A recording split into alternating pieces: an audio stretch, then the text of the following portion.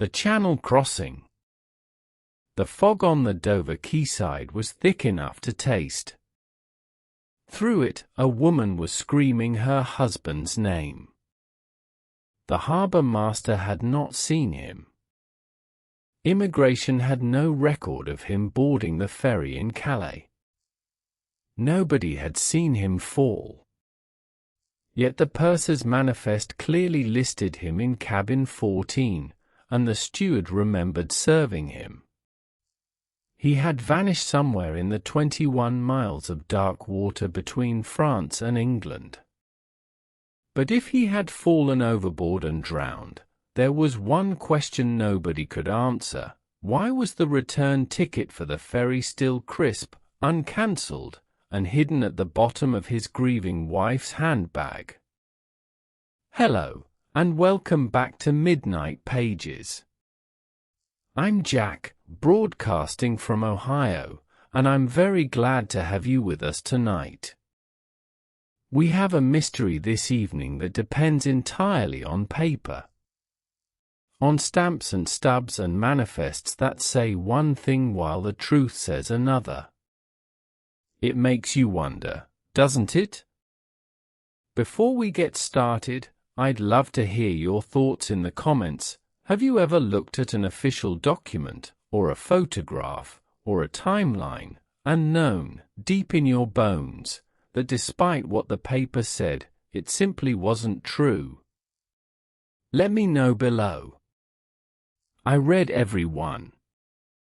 Now, let's step off the quayside and into the fog. The ferry has just docked.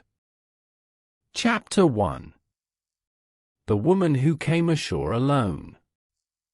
The steamship Berenice was a working ferry of no particular distinction, the kind of vessel that made the Dover-Calais crossing 3 times a day in good weather and twice in bad, and which accommodated its passengers with the brisk efficiency of something that had no time for sentiment. She docked at Dover Harbour on a Thursday morning in late October at 23 minutes past 7, which was 4 minutes behind schedule and entirely unremarkable, and the passengers came down the gangway in the usual order, businessmen first, with the determined stride of people who considered being abroad a mild inconvenience to be overcome as quickly as possible.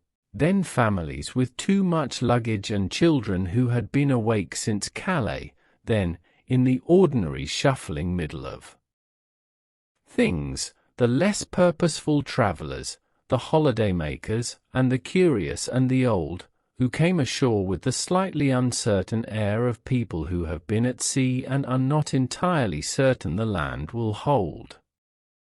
It was from among this middle group that the screaming began. She had been walking quite normally down the gangway, a tall, well-dressed woman of perhaps 45, in a grey wool coat that had been expensive when it was new and was still very good indeed, with dark hair that had been carefully set and was now somewhat disordered by the Channel wind. She had been carrying a leather handbag and a small overnight case, and she had descended perhaps 1/3 of the way down the gangway when she stopped, quite suddenly, and turned back toward the ship, and called a name. Edgar. She called it once, conversationally, as though she expected an answer. Then she called it again, louder, with the particular inflection of a woman who has called a name in a crowd and not been heard.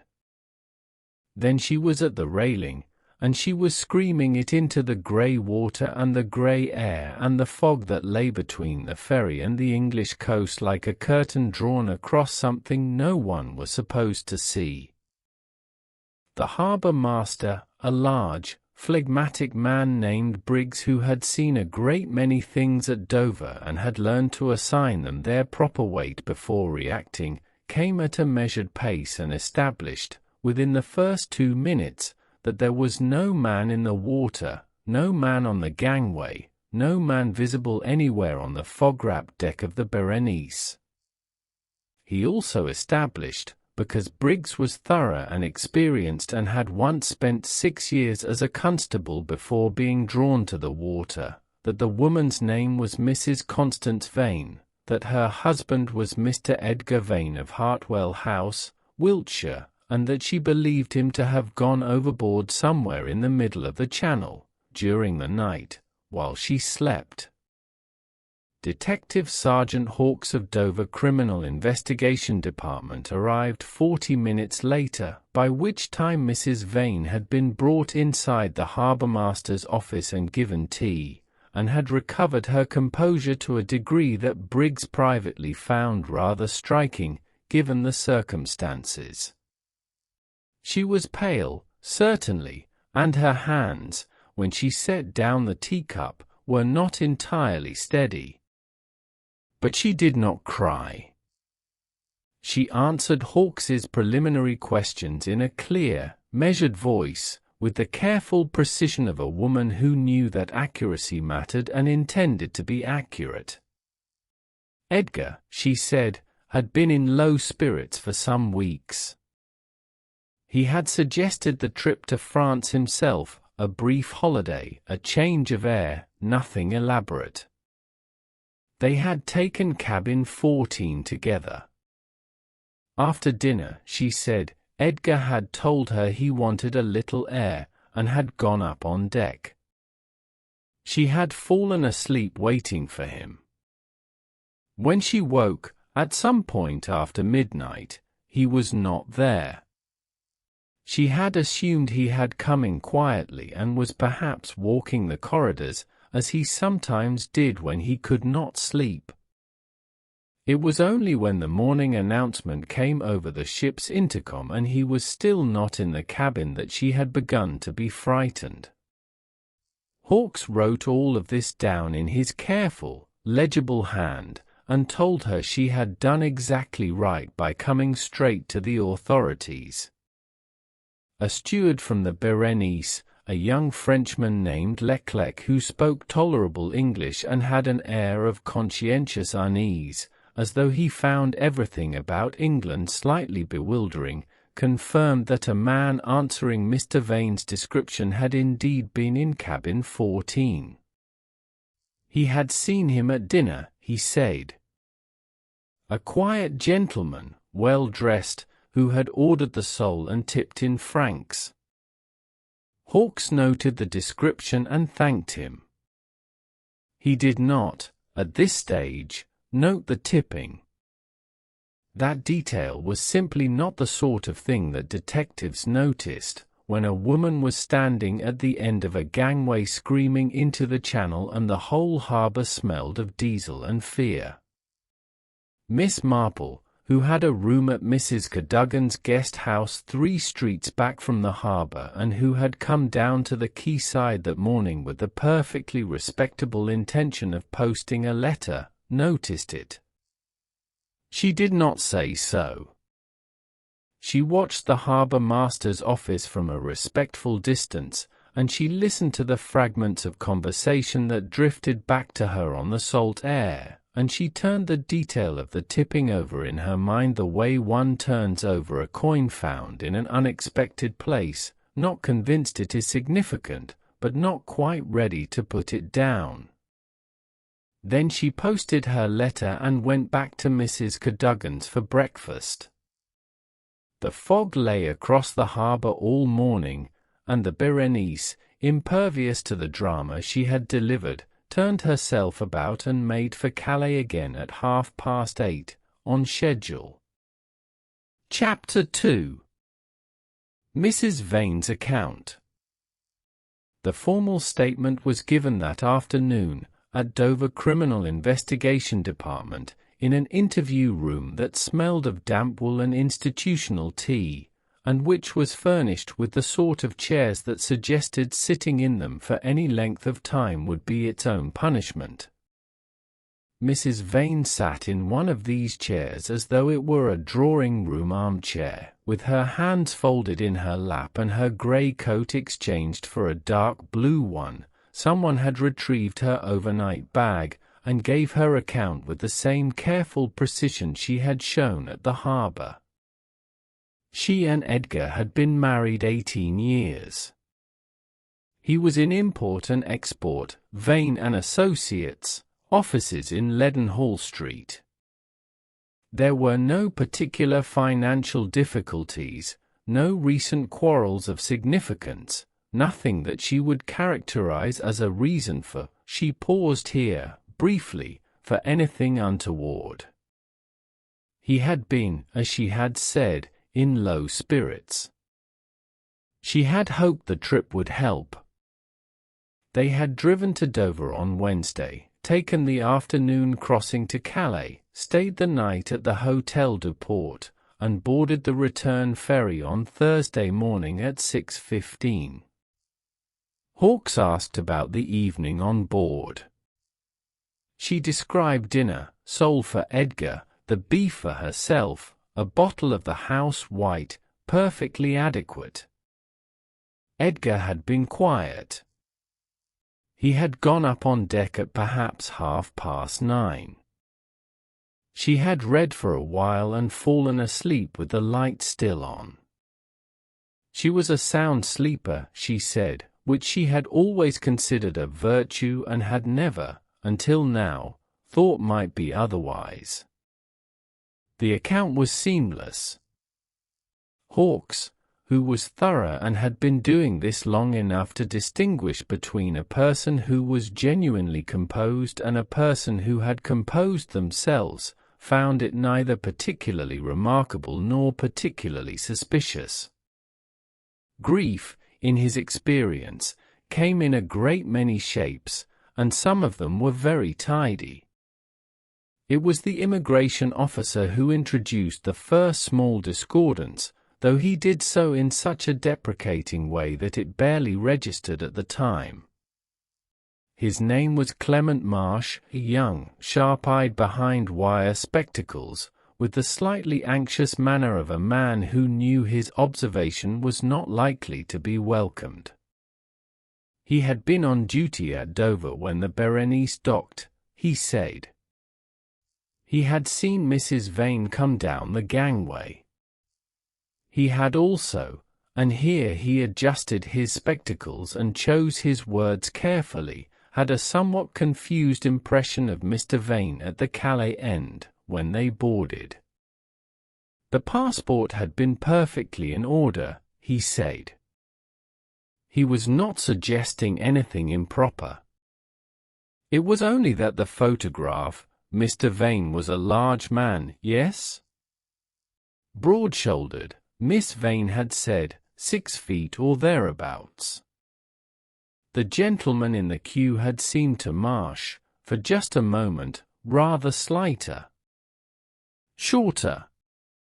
But the photograph had matched, and the passport had matched, and one doesn't make a fuss on the strength of a feeling.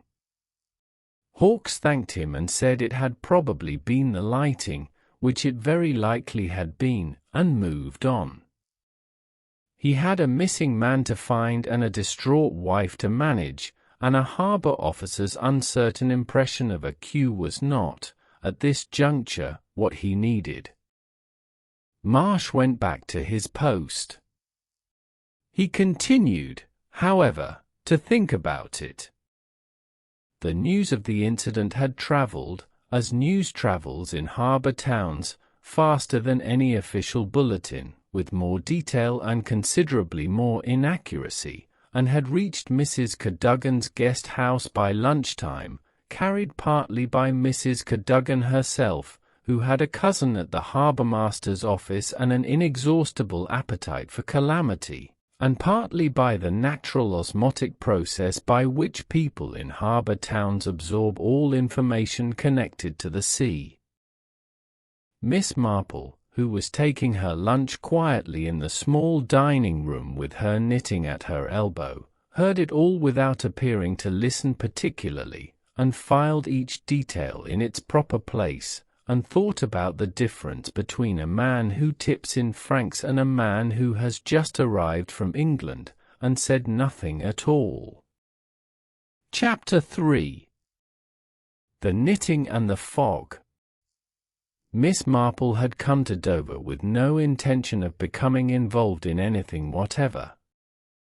Her great-nephew Raymond's wife had a school friend in Folkestone who was unwell and required company, and Miss Marple had been persuaded, more easily than she was perhaps entirely comfortable admitting, that a few days by the sea might be exactly what she needed after the long, damp autumn in St. Mary Mead.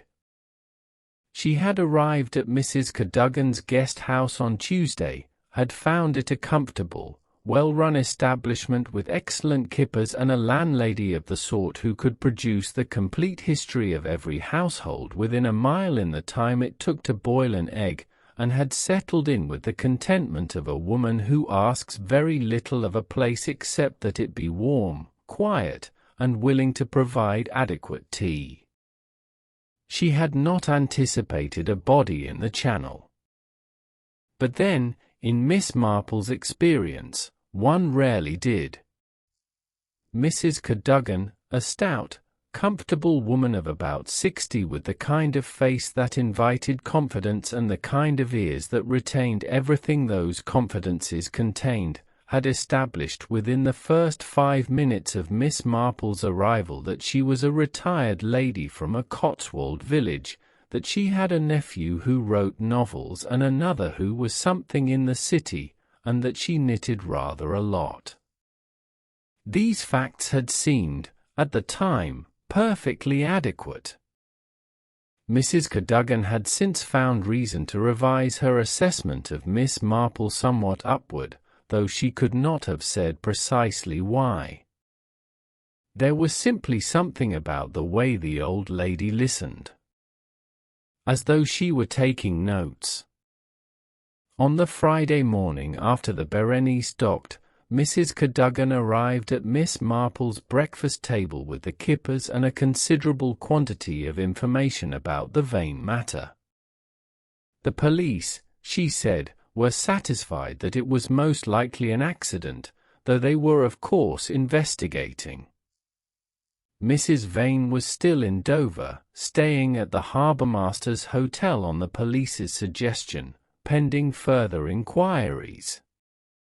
She was a very composed lady, Mrs. Cadogan said, though she was not sure whether to admire that or find it peculiar, in her own experience. A woman whose husband had just gone into the Channel was not generally that collected. Miss Marple said, quite mildly, that grief did take different people in different ways. Mrs. Cadogan agreed, and then said, apparently as an afterthought, though Miss Marple noted that Mrs. Cadogan's afterthoughts were rarely accidental, that what she found most striking was that Mrs. Vane hadn't once asked whether there was any chance Edgar might still be alive, whether another ship might have picked him up, whether the Coast Guard had anything. She had given her statement and gone to the hotel, and that seemed to be, so far as anyone could tell, rather that. Miss Marple put down her fork. She looked out the window at the harbour, where the fog had not entirely lifted, and where the morning ferry was already making its way out toward the open water. She did not say anything for a moment. Then she said that it was a very interesting observation. And she picked up her fork again. She spent the morning sitting in Mrs. Cadogan's front parlour, a pleasant room looking out onto the street, with her knitting, which was currently a pale blue cardigan for Mrs. Raymond and which was coming along very satisfactorily, and she thought about the case with the unfocused, apparently idle attention that she brought to most things that interested her. She thought about the screaming on the quayside, which had been genuine enough, she was fairly sure, the kind of noise a person makes when something has gone wrong enough to override the habit of composure, rather than a performance designed to attract attention. She thought about the composed statement in the police room, which had been perhaps a little too complete, times noted, details in order, nothing left out. She thought about the return ticket in the handbag. She had not mentioned the return ticket to anyone. It had appeared in the early harbour master's notes, the police report she had asked to see, with characteristic mildness, on the grounds that she was a great friend of a chief constable in the next county and found these things so fascinating, and then seemed to have been absorbed into the general inventory of Mrs. Vane's possessions without remark. A return ticket for two. One half used. One half uncancelled. The unused half made out in Edgar Vane's name. In St. Mary Mead, there had once been a woman, a pleasant, well-spoken woman, much admired, who had insisted, in a voice of absolute certainty, that her husband never touched spirits. This had been so widely known and so frequently stated that when the spirits appeared in the house it took everyone quite a long time to ask the obvious question. The obvious question had turned out, in the end, to be the only question that mattered. Mrs. Vane had said, at least 3 times across the various accounts, that Edgar never carried French money. He simply didn't bother with it, she had said. They always paid in sterling or on account, wherever they went. Francs. A tip in francs. From cabin 14. Miss Marple counted a row, turned her knitting, and began again. Chapter 4. The purser, the landlady, and the clerk.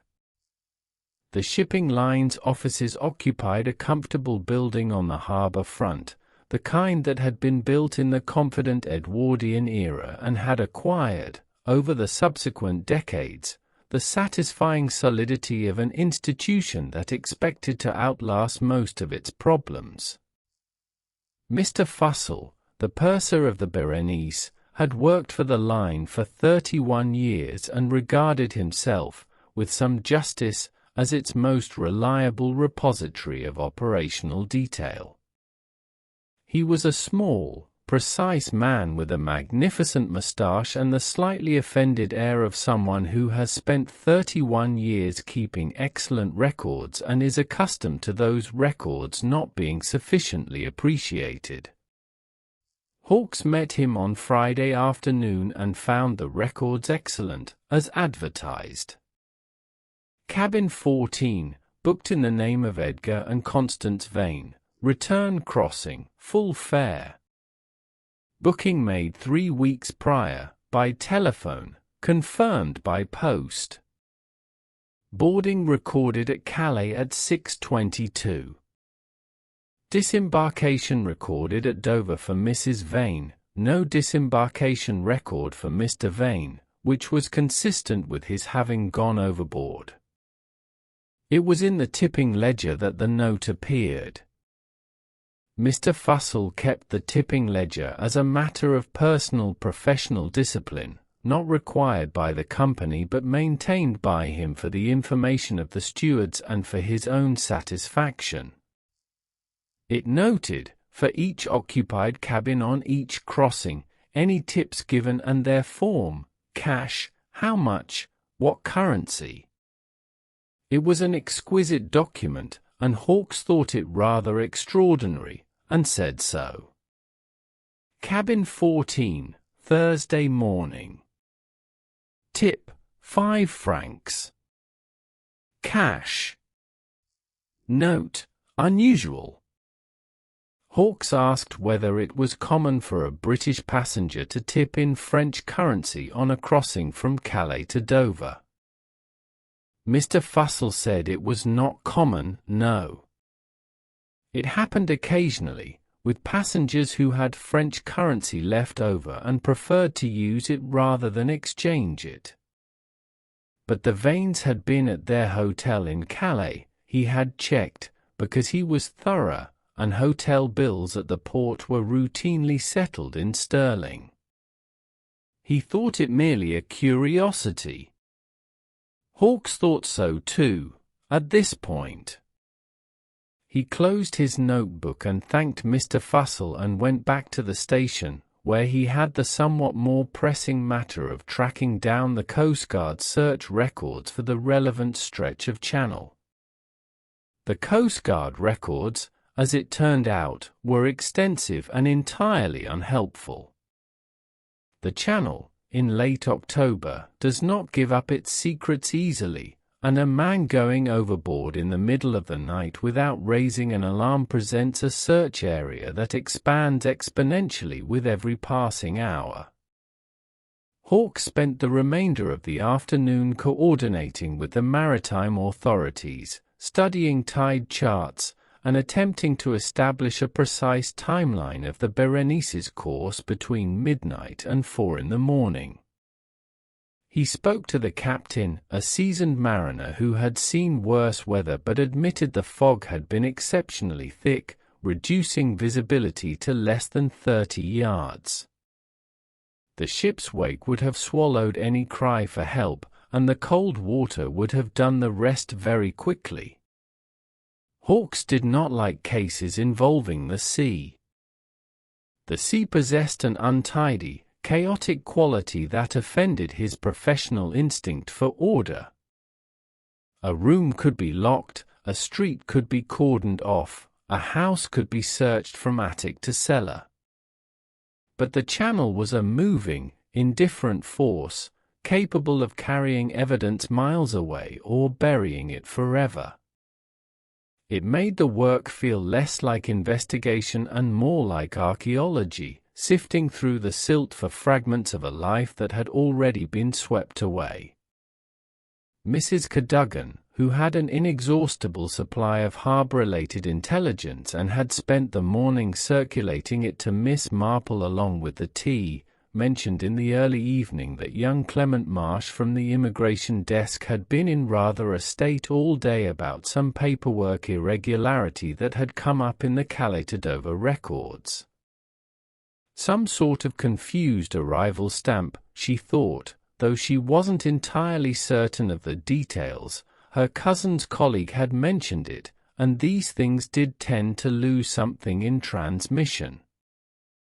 Miss Marple said it was always worth checking these things, in her experience, even if they turned out to be nothing. Mrs. Cadogan said she'd no doubt Marsh would sort it out. He was a very conscientious young man, if a little anxious in his manner. Miss Marple asked, quite gently, whether Mrs. Cadogan knew what name the irregularity involved. Mrs. Cadogan thought. She thought her cousin had mentioned something about a name, not Vane. She didn't think, something else. Prentice, perhaps? She wasn't sure. Miss Marple said, "How very interesting," and asked if there was any more of the shortbread. Later that evening, in her room, with her knitting and the small lamp and the sound of the harbour below, she thought about what Mrs. Cadogan had said, and about what a man named Prentice might have been doing arriving from Calais on Thursday morning, under a name that nobody in Dover had booked. Chapter 5. The first document that did not fit. Clement Marsh was not, by temperament, a man who sought out confrontation. He had joined the immigration service because he liked order and accuracy and the satisfying completeness of a correctly stamped document, and he had spent 3 years at Dover demonstrating that these instincts could be made professionally useful. He was not, however, a man who could entirely suppress what his instincts told him, even when he very much wished to, and what his instincts had been telling him since Thursday morning was that something in the crossing records was not right. He was in the process of composing a very carefully worded memorandum about the irregularity when Miss Marple appeared at his desk on Saturday morning, introduced herself with great mildness as an old friend of Detective Sergeant Hawkes, this was not precisely accurate, but it was not precisely inaccurate either, as she had spoken to Hawkes twice and found him perfectly reasonable, and said that she had a general interest in shipping records from a nephew who was in the merchant line, and wondered if she might look at the Thursday crossing documents if it was not too much trouble. It was a great deal of trouble, technically speaking. But there was something about the way Miss Marple looked at one, not demanding, not suspicious, merely alert in the way that very old and very sharp people are alert, that made it seem simpler to produce the documents than to explain why one shouldn't. Marsh produced them. They sat at his desk and looked at them together. Miss Marple put on her spectacles and examined the boarding pass stub for cabin 14 with the concentrated attention of someone who has found an interesting pattern in a piece of knitting. The cabin manifest showed Edgar and Constance Vane, return crossing, full fare. She had seen this already in the police file. What she had not seen, because it had not been specifically pulled out for the police file, was the boarding pass stub, the physical counterfoil retained by the ship's purser at the Calais end when a passenger boarded. The boarding pass was a single journey ticket. Miss Marple looked at this for some time. The manifest said return. The boarding pass said single. The return ticket in Mrs. Vane's handbag was for 2 people. The manifest said 2 people had boarded. But the boarding pass stub, the actual physical evidence of who had walked onto the ship in Calais, was for a single crossing only. She did not say anything about this to Marsh. She asked him, instead, about the irregularity he had been composing his memorandum about, and Marsh, with the air of a man who has been waiting for someone to ask, told her about the Boulogne arrival stamp. An arrival was logged at Boulogne for the relevant crossing, a common enough occurrence on a boat that made calls at multiple ports for a passenger named G. Prentice. The problem was that no passenger named G. Prentice appeared anywhere in the Berenice's passenger manifest for that crossing, which meant that either someone had come aboard at Calais under a different name and disembarked at Boulogne, or the stamp had been made in error, or a great many things were considerably less straightforward than they appeared. He had, he said, been wondering whether to mention it to the police. Miss Marple said she thought he absolutely should, and sooner rather than later. She thanked him very warmly and left him with the impression, not inaccurate, that she had found his records excellent, and with the much more useful impression that his instincts had been right all along. She went back along the harbour front in the October wind, with the gulls calling overhead and the smell of salt and diesel and something frying in one of the harbour cafes, and she thought about a man who boarded in Calais and stepped off in Boulogne, and about the fare that had been paid for a single crossing only, and about Edgar Vane's return ticket, which had never been used, and about the woman in St. Mary Mead who had insisted her husband never drank. She had seen enough. Chapter 6. The Brothers' Interest. Roland Vane arrived in Dover on Saturday afternoon in a hired motor and announced himself at the police station with the particular brand of anxiety that covers itself, imperfectly, in aggression. He was a younger and slighter version of Edgar, similar in colouring, though where Edgar had apparently been large and broad-shouldered, Roland ran to the lean and restless, and he had the look of a man who had driven from London very fast and was attempting to hide the fact that he was frightened.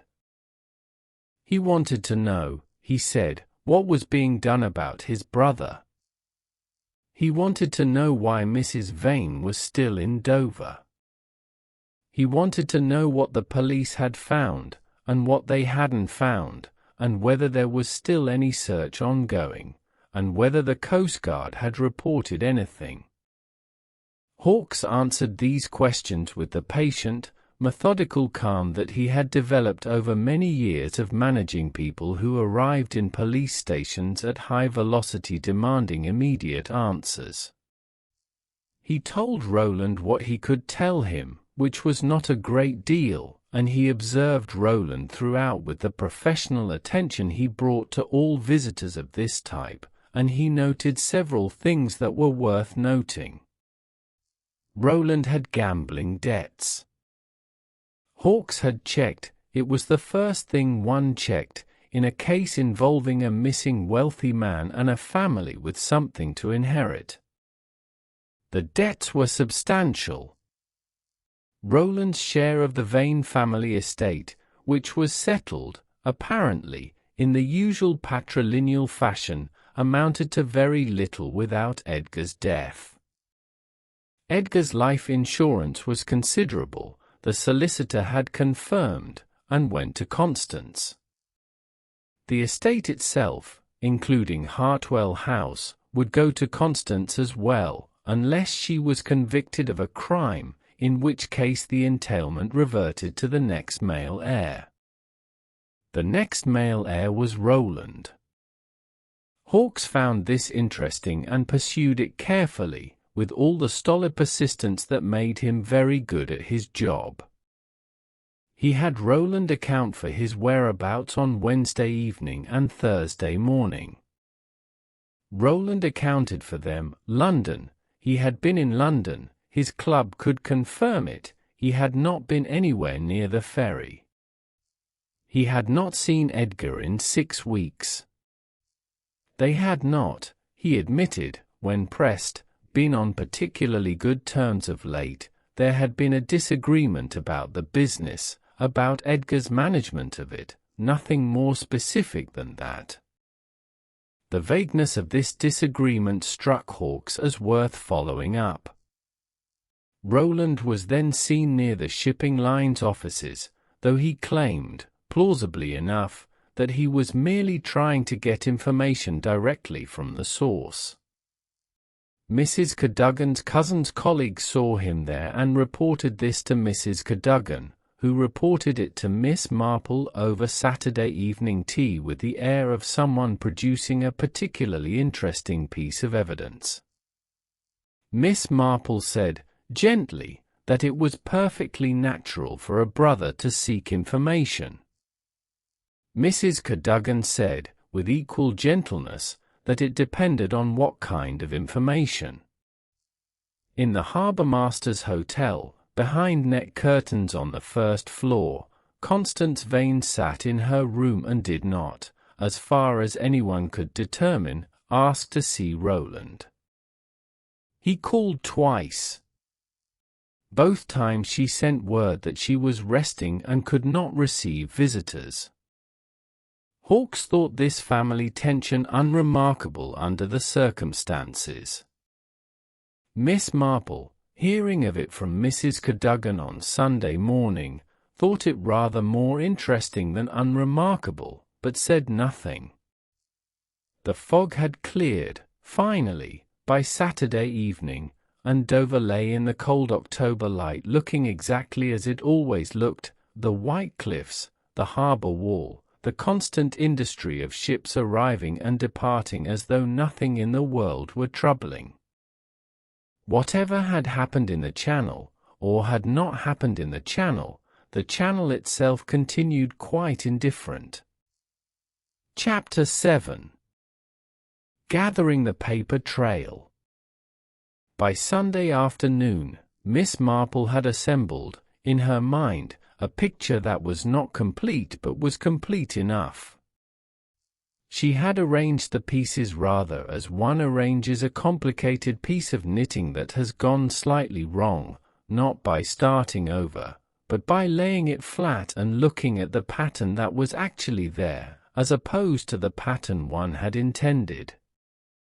It was a useful discipline, and one that she had found applicable to a great many things beyond knitting.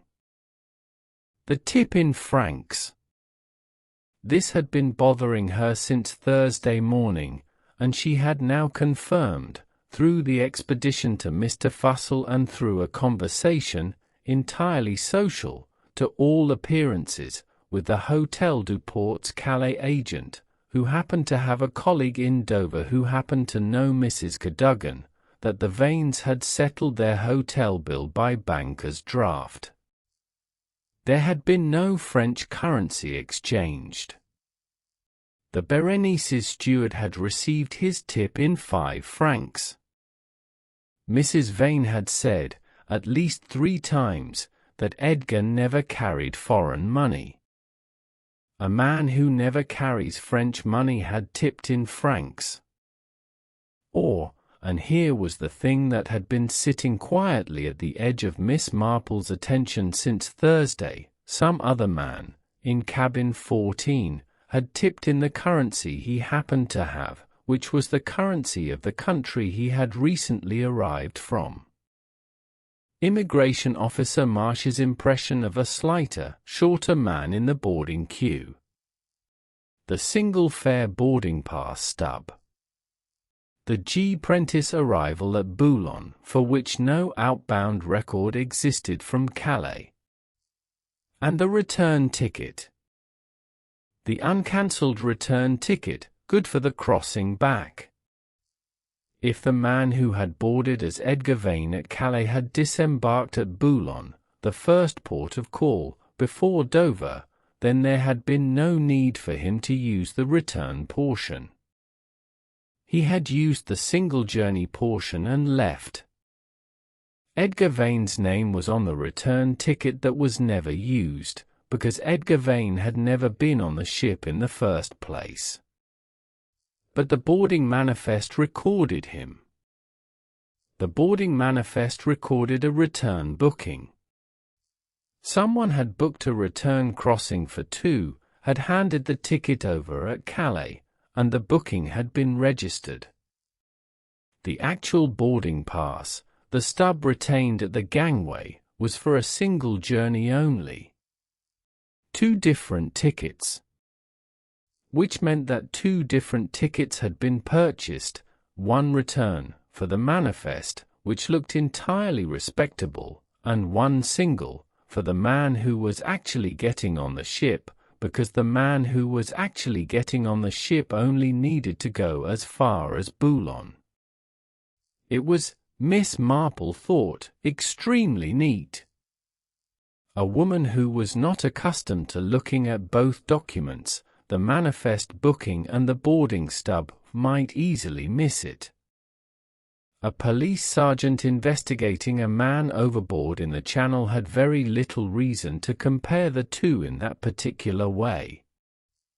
She found herself thinking of a case in St. Mary Mead, many years ago, involving a woman who had maintained with great conviction that her late husband had been a teetotaler.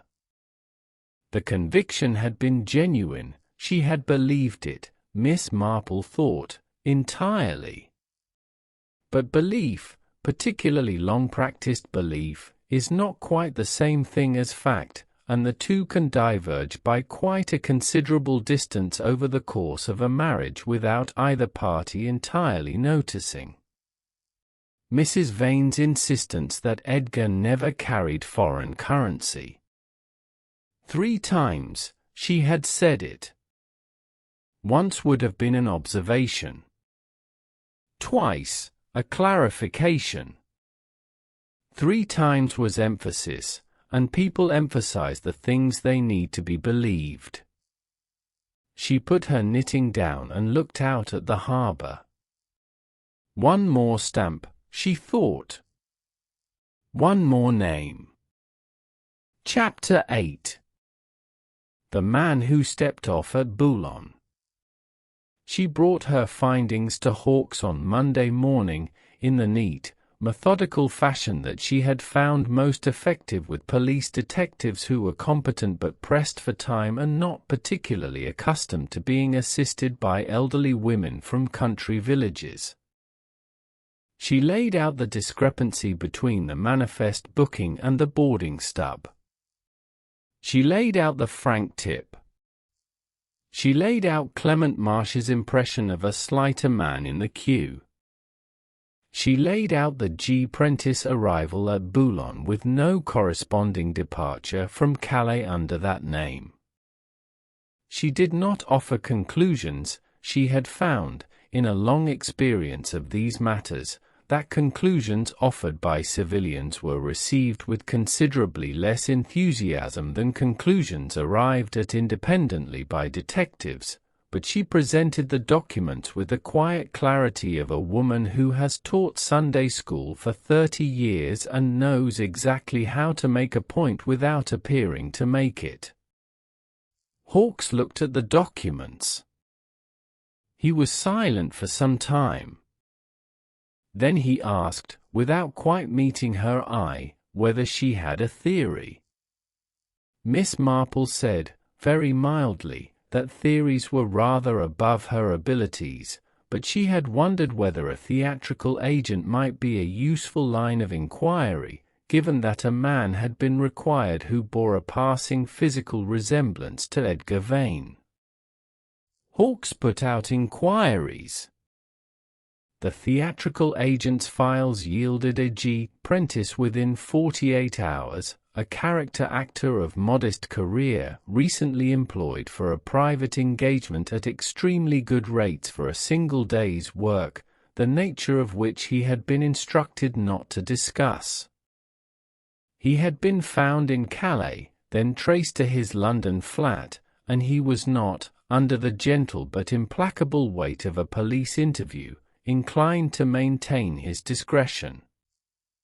He confirmed that he had boarded the Berenice at Calais as a Mr. Vane. He confirmed that he had disembarked at Boulogne.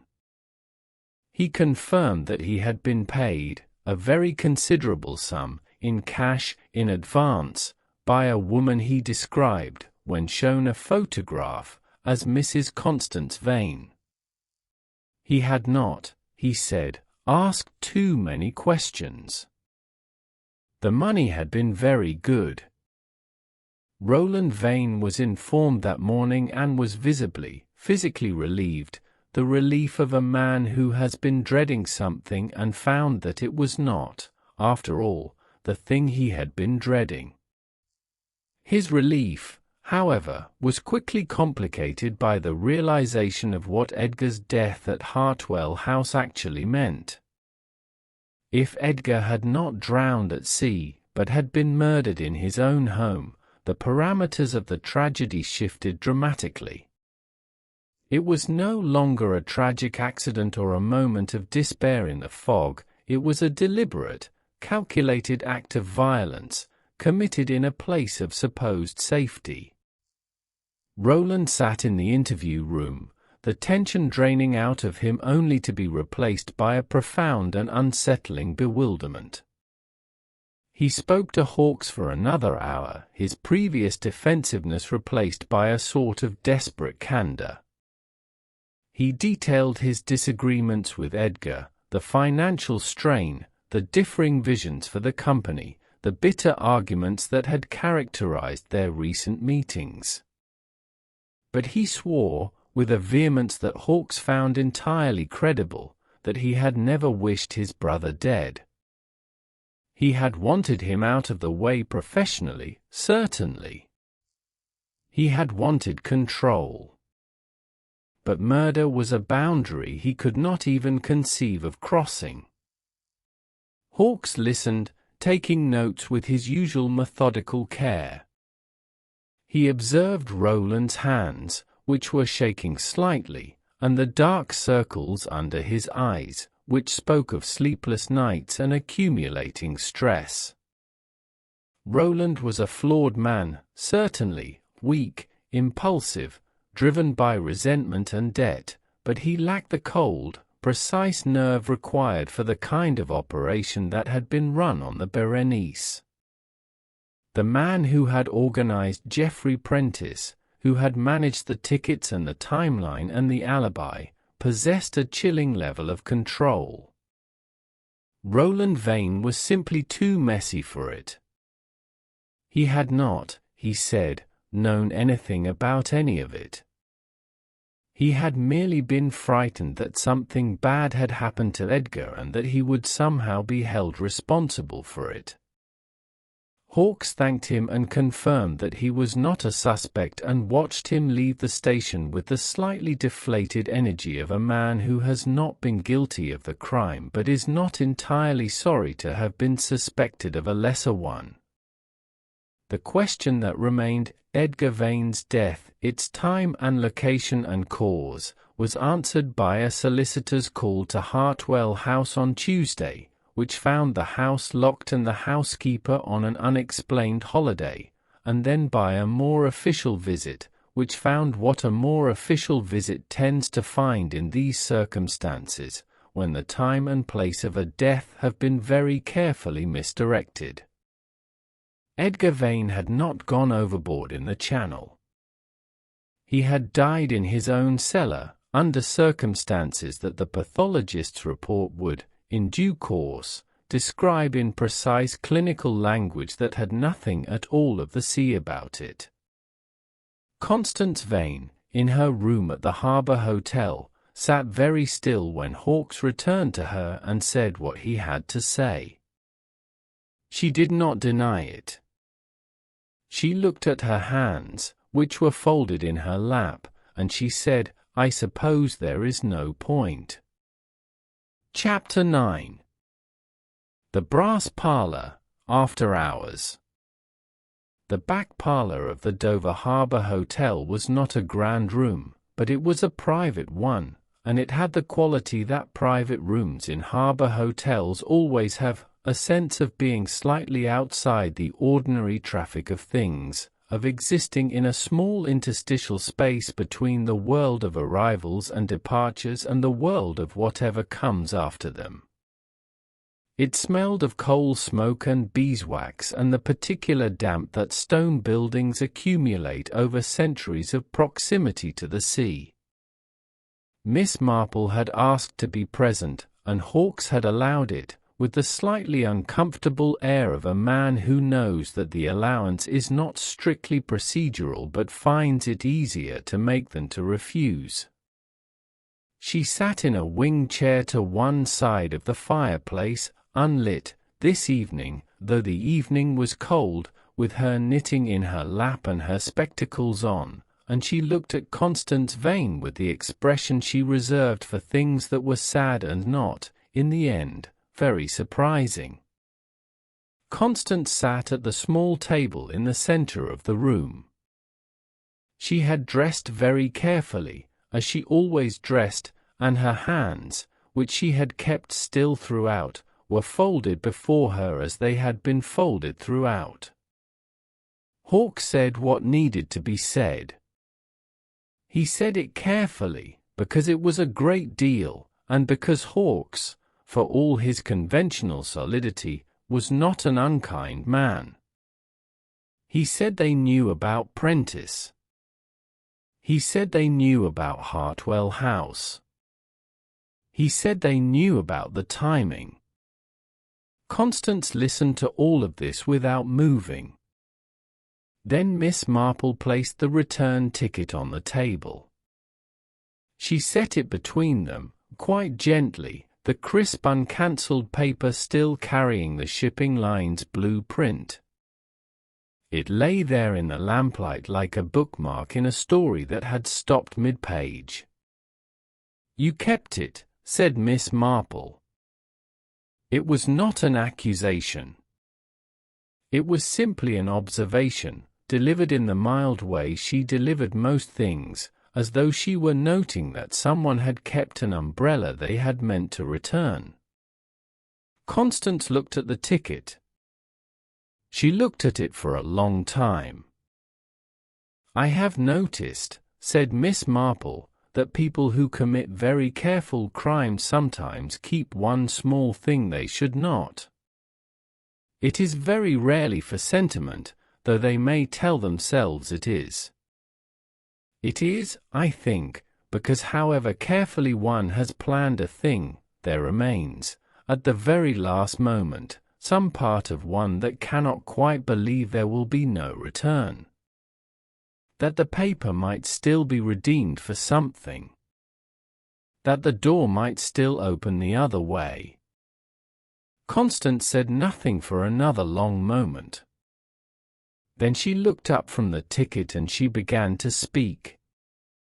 She spoke for 20 minutes. She spoke quietly, in the same precise, measured voice she had used at the police station, but without the practiced smoothness of it, or rather, with the smoothness worn down to the surface beneath, which was something else entirely. She spoke about the marriage, which had begun well enough and had then become, over years, something that it was difficult to name and impossible to explain to anyone who had not been inside it. She spoke about Edgar's temper, which had been considerable, and about money, which had been a source of sustained and carefully cultivated anxiety. She spoke about the life insurance policy, and about Hartwell House, and about what she had intended to do afterward, which had been simply to be, for the first time in 18 years, somewhere that Edgar was not. She described the planning of it. The careful, meticulous planning that had consumed her for months. Finding Prentice through a discreet inquiry to a theatrical agency in London. The cash payments, untraceable and significant enough to ensure silence. The purchase of the tickets, the return for the manifest, the single for the crossing. The arrangement of the alibi in Calais, the orchestrated timeline that placed her on the ferry while Edgar was already dead in the cellar. It was, as she described it, an operation of breathtaking audacity, executed with the precision of a military campaign. She had accounted for the cabin steward, the purser, the immigration officials.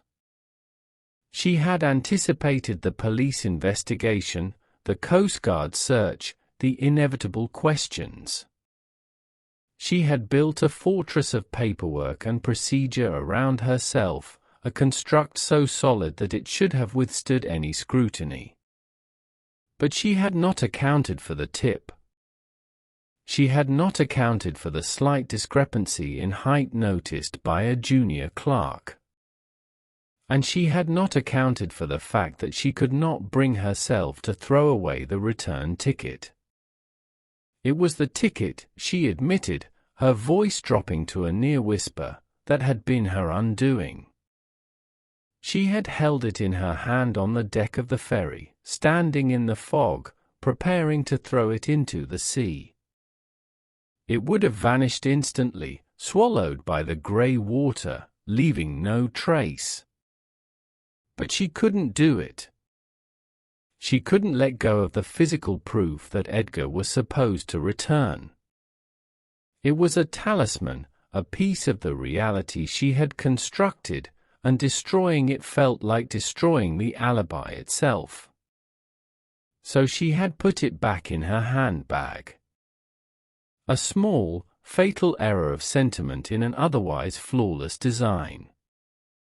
She said nothing that was an explanation. She said only what had happened, in the order it had happened, with the return ticket lying between them like a witness. When she stopped, the room was very quiet. The harbour sounds continued outside, they always did, in a harbour town, regardless of what was happening indoors, and the lamplight was steady, and Miss Marple sat with her hand still in her lap, the knitting untouched. She had kept it, Constance said finally, almost to herself. She had kept it because she stopped. She shook her head. She could not, it seemed, complete the sentence.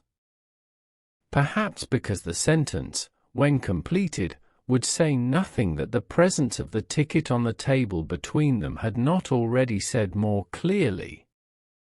That was, Miss Marple reflected, rather its own answer. Chapter 10. Still water. What followed was orderly, as these things generally are when the puzzle has been completed, however troubling the picture it reveals. The police are not, in Miss Marple's experience, particularly interested in the philosophical questions that tend to present themselves in the aftermath of a crime, questions about what drove a person to a thing, and whether what drove them was comprehensible, and whether comprehension is the same as mercy. These questions are real and they are not small, but they belong to a different conversation than the one the police are equipped to have, and it is perhaps just as well that there are different kinds of conversations for different kinds of rooms. The cellar at Hartwell House was examined. The housekeeper, who had been given a paid holiday to Margate with considerable urgency and somewhat vague reasons, was found and interviewed and provided, without meaning to, the final several pieces of the timeline that Constance had omitted. A pathologist confirmed what the circumstances already indicated. A solicitor drove from London and sat in a different room from the one he had expected to sit in and discussed different things than he had expected to discuss. Roland Vane was informed. He received the news with a complicated face, the face of a man who had wanted an inheritance and had not wanted this particular method of obtaining it, and who was now uncertain which of these things he felt more strongly about. He drove back to London without speaking to anyone of significance. Clement Marsh, who had been quietly worrying about his memorandum about the Prentice arrival stamp since Thursday morning, was told, kindly and officially, that his instincts had been exactly right, and that his records had been exemplary, and that the irregularity he had identified had in fact been the crucial thread from which the whole thing had unwound. He received this information with visible relief and a certain amount of quiet satisfaction, and went back to his desk and filed the memorandum with the proper authority, where it would remain as a model of observational accuracy for several years thereafter. Mr. Fussell expressed no opinion on any of it, which was entirely consistent with his character. Mrs. Cadogan expressed a great deal of opinion on all of it, which was entirely consistent with hers. Miss Marple completed the pale blue cardigan for Mrs. Raymond, packed her bag, and departed for Folkestone on the Wednesday morning train, a week after she had arrived. She shook hands with Mrs. Cadogan, who was genuinely sorry to see her go and said so with great sincerity, and she thanked her for the kippers, which had been very good, and for the conversation, which had been better. At the harbour, as the taxi took her along the front, she saw the Berenice at her mooring, being loaded for the morning crossing. The sky was very clear, and the channel, which had been grey and fog-wrapped for the entire week, was today a bright, uncomplicated blue, as though it had decided to be candid at last about its nature, now that the matter was settled. The return ticket was in a police evidence envelope. Both halves still intact. Neither one ever used. The ferry horn sounded twice across the water, clear and carrying and entirely indifferent, as ferry horns always are, to the small and very human dramas they leave behind in their wake. Well, there you have it. A woman screaming a name into the fog, and a piece of paper, a simple unremarkable piece of paper, that told the truth when nothing else would. Thank you for spending this hour with me, friends. If you've been with Midnight Pages before, you know how much I appreciate you coming back, and if you're new, I am genuinely glad you found us tonight. I asked at the start whether you'd ever had that feeling, the official version, the paperwork, the accepted story, sitting at some angle from what you could see. Well, now that you've heard this one, I'd love to know what you think. Leave it in the comments. I'll be there. If tonight's story found its way to you, subscribe, so the next one does too. We have more mysteries coming, each one its own particular fog to walk through. I'll be here when you're ready. This is Jack, from Ohio. Sleep well. And keep an eye on the paperwork.